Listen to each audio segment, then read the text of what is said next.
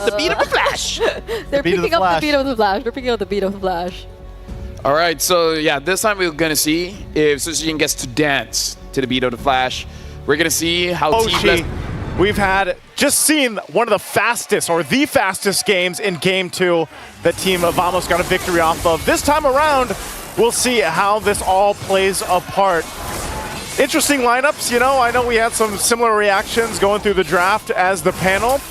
But yeah, I'm wondering if Sushijin's going to have a better time in the jungle this time because we know how fast Chibi got going. Whoa. It's a focusing mark on the jawhead. Zorn, an interesting choice to go for. He didn't go for this earlier, right? I think he went for Concussive Blast in the mid lane. Rin's almost just got a solo kill on Warlord. But everything else is quite normal, right? Dyron not opting for the Revitalize again for the Vengeance. But there you go, Sushijin winning out the Red Tree battle for the Lethal Wanderer.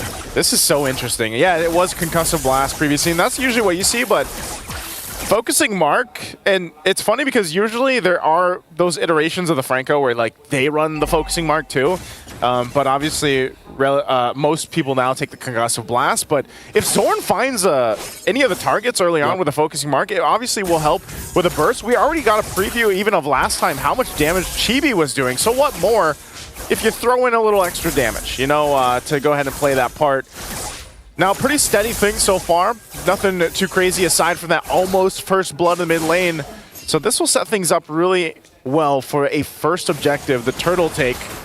Hooks as well from Edok, going to play a part in this fight. Chibi's going to jump in. Ooh, a lot of damage. Over to Rin, Sushijin. Walk up as well. Ejector ready though. Electrifying beats from Sushijin under the turret. Now a splash of damage from Warlord. They're going to trade back. Diamond rotating in. Oh, that's a hook. A flick around on the Purify. Two big resources. Smooth from the top lane. Rotates into the mid lane just to get a little bit more room for Warlord to clear it out. Skylar in the bottom lane now. Inspired in the 1v1. Nets has to respect this. Nets actually wants to move forward. It becomes an even trade in the bottom lane. I feel like this matchup between Nets and Skylar has been one of the most like action-packed, you know, laning like the 1v1s, especially early on. Like they hear, man, everybody's fighting in the mid lane. We want to fight, you know. So that's how that plays out. But this brings us now to the first turtle.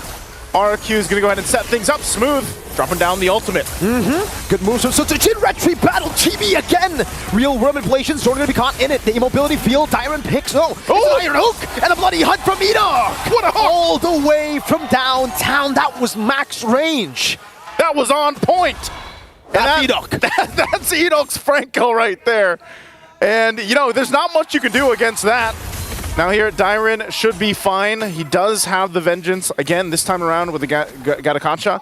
So, interesting how that first turtle played out. Of course, it went over to Team Vamos, but they lost the fight. And so for RRQ, they build up. There's a Corrosive Scythe now for Skylar. Going to be the first item he locks in and prioritized. Meanwhile, Net's still working on that first one because he did also pick up those level 1 boots. So this goes back to the thing where Edok just plays around the hook. If they can get it set up, then that's great. If not, then you wait for Team Vamos to try to do the same thing, because once that flicker is available from Zorn, he might try to set it up. You want to know a fun fact, Naisu? Fun fact. Throughout the ages of RRQ Hoshi rosters, we always have a Franco god in the lineup. Yeah. Vin. Obviously Naomi. Nice. And then now we have Edok. Again, I mean, was that a hook? Was that a solo kill? I have no idea. Edok still has the bloody hunt. Skylar still has the crossbow of Tang. So it definitely seems to be a hook, right? There's no way that would just be picked off randomly. Yeah, or maybe over... I don't know. I mean, he didn't have flicker, but yeah, it had to be a hook. Edok locked in, man. That was, you know, when you would look at it, but that's going to give Skylar this advantage that he was already fighting for, and going to get a lot of extra gold now off that gold plating. So interesting thing for Team Vamos is how do they kind of respond to this, because, you know, Prodigy or not with this. Oh, hold on. Bottom lane. The ejector to bring him back. Finally, he gets a taste of his own medicine. There you go. That's the pickoff game, and Team Vamos will be able to get a kill over. Rins dodging in from the stump. The real world manipulation will lock him down, though. But he will still be able to walk away. Chibi, a bit more damage with the arrow there, as Rins pops in the regeneration. And now Vamos with the control over the turtle. All right, they're going to start it up. Again, they have an advantage on this one. They want to go 2 for 2. holding it together. Zorn zoning out. They might force something out here. RWM coming down. Retreat. No, it's Zorn this time who wins it out. Sutsujin with Jason AOG from Tyrant to take the kill. He tanks up a bit of the shot. Sutsujin's able to escape. Smooth running him down. Tyrant with a vengeance. Chasing Zorn down. Ejector ready. Zorn just walks away and Smooth gets the double. RRQ HOSHI just cannot get a turtle. They can't get a turtle, but they will get some kills. But now Nets finally picking up the turret. Here comes Edok. That's a bloody hunt. He's all alone for now, but he knows that Nets doesn't have. Oh, point blank iron hook. That's the one you don't expect to miss, but that's the one that Edok misses. Nets gets away. It's kind of amazing how it works, right? I know all the Franco players know. The point blank ones you don't hit, the far ones you do. Electrifying beat, Smooth is healing through all the damage. Sutsujin will have to just back away and Vamos take back the control of the game with this momentum. Just like that, too. Team Vamos able to go ahead and diminish the gold lead that RQ built up in the early portion of the game. And now it's pretty much even Stevens. You know, they are going to be able to continue to test for the objective, the third turtle that does come up. RWM held on here from Warlord. Will have to go ahead and back off a little bit. Dyran tanky enough, but this is going to be a crucial part why I feel like RRQ HOSHI definitely wants to go ahead and contest for that turtle and make it work. You know, lock it in if they can. But if they decide not to, it's not the end of the world. Team Vamos can go for 3 for the turtles, and then RRQ HOSHI looks elsewhere. This is also where we start to see where that transition for Skylar, now that he's got 2 items, he's got the Golden Staff now, alongside that Corrosive Scythe. He's going to be a big part of some of these skirmishes and team fights that do break out if he can get the airtime with the Crossbow of Tang. And meanwhile, Rins 2, where he sets up the real-world manipulation, is going to be crucial. We're 10 seconds away from that turtle. Positions already happening here, but Chibi will stay topside, pushed into that tier 1. There's a hook. Iron hook over to Zorn of Bloody Hunt as well. Skylar will be able to get all the tags, all the weakness points. Crossbow tag ready with the real world ablation. Oh, Warlord gets stuck with AOG. Sutsujin electrifying beats. Now it's Skylar dishing out damage. Oh, Sutsujin to fade away. Last hit doesn't get it. Skylar with a double. Chibi? That's very low. Able to run away from that, but gets slowed down. Chibi needs one more hit, but he gets taunted by Tyron. Rins a few more shots of the Void Blast, but Chibi is able to walk away. 4-for-1 trade. Chibi. That's a dangerous game. Gets Rins with a flicker forward to take Chibi down. And Skylar gets the turret. Finally, Sutsujin will get a turtle. It's one of those things where you're like, is this the right choice? No, it's not Chibi. Not only did he go for the wrong target or couldn't capitalize on the kill, but then gets punished for overstaying on his side of the jungle. So they lose a whole lot in that fight. Now RRQ HOSHI, you know, when I said it was even Stevens, they heard that and said, no, not anymore. 3K ahead now, plus that last turtle of the game. Holy Crystal picked up by Sutsujin, so now he's going to hurt even more on this Joy. And so advantages for RRQ HOSHI. Massive right now. Skylar sees 4 from Team Vamos. They'll go ahead and back off here. Wow, Skylar has actually opted to go for the Golden Staff. So that's 3-item power spike. Almost gets that hook in the bush. Zorn, good read to space out just a bit more. This is actually not the most common build, but it is the build that Skylar has gone for most of the time in the M6 World Championship. He always likes to go for the Golden Staff. Usually we see Windtalker or even Malefic Gun here. Unstoppable. Okay, Horse used up. Dyran just walks up and dashes away. Sutsujin? No, all right, they're chilling. At this point, you know, I feel like Team Vamos needs to bring it down a little bit. Because of that whole last team fight, it feels like things got a little too chaotic for them. They need to kind of, chill down a little bit. Hook's not going to land there. You always got to catch your breath when that hook is thrown out, you know?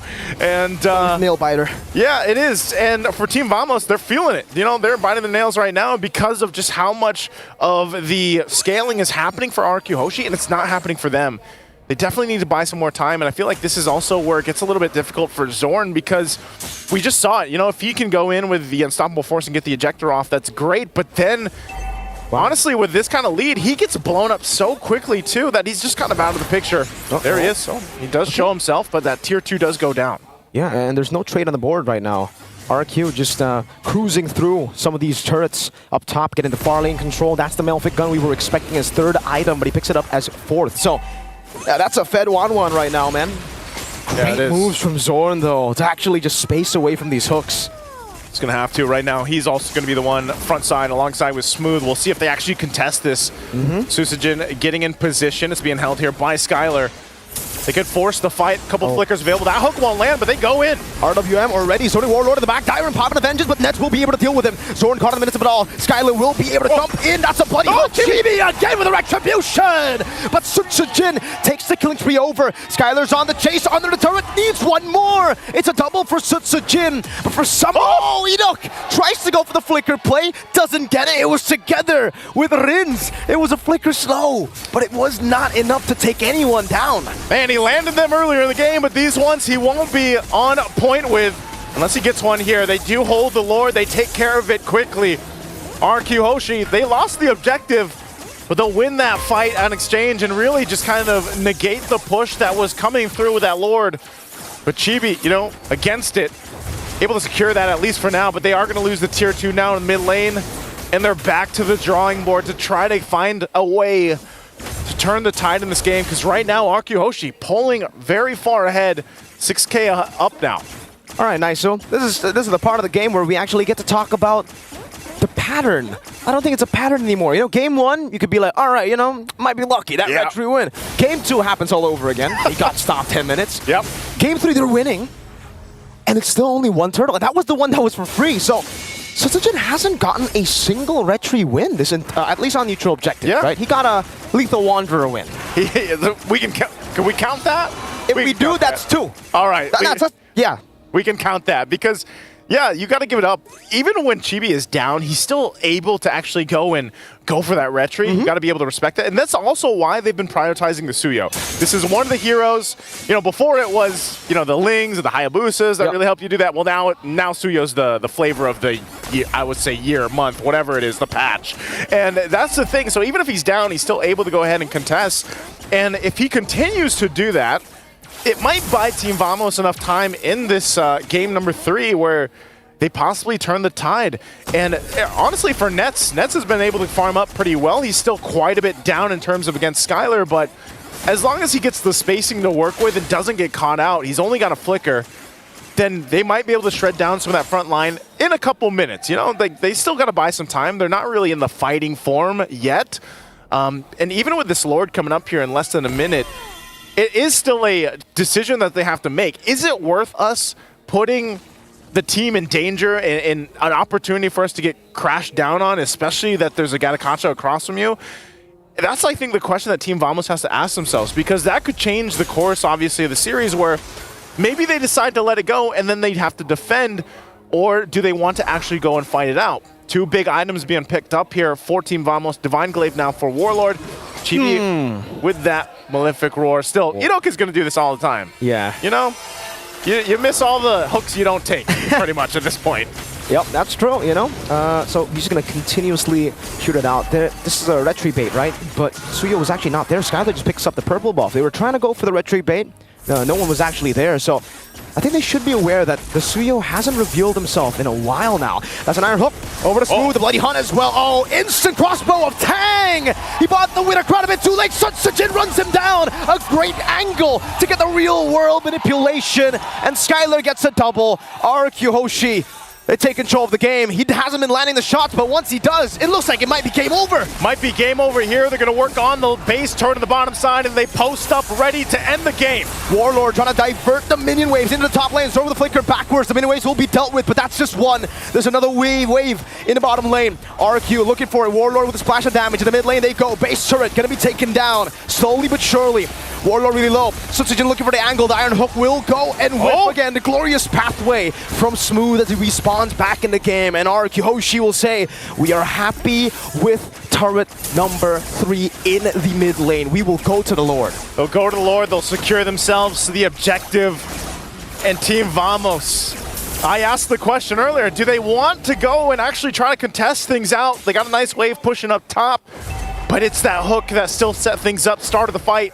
And you mentioned it, Chibi was in position, but then he got spotted out too and had to respond. For a second there, Naisu, I got deja vu to the CFU game. Did you? It was a 1-1. It was 2 members. Hey, I would be lying if I said I wasn't shaking. You know what? I think a lot of people can't count out any Malaysian team at this point, but here we are. Lord pushing into the mid lane. We'll see if they're able to defend against this. He gets a taunt over to Chibi. Baits off the skill 1. That's an iron hook and the crossbow tang ready. Skylar can wait out the winner crown. Eat up with a flicker out. Now crossbow tang to Smooth. Now to Warlord. Skylar's going crazy with a crossbow and tang. The immortality buy from Edok. Sutsujin buys the immortality as well. Now Nets free hitting. It's going to be Sutsujin to take the kill. That's a monster kill. Even with the shutdown. RRQ HOSHI will prevail 2-1. And the kingdom rises, cutting down the hometown villains with a decisive strike. RRQ sends Vamos to the lower bracket, proving their dominance once more. A phenomenal performance from both these teams. RRQ HOSHI came in swinging in game number 1. Game number 2.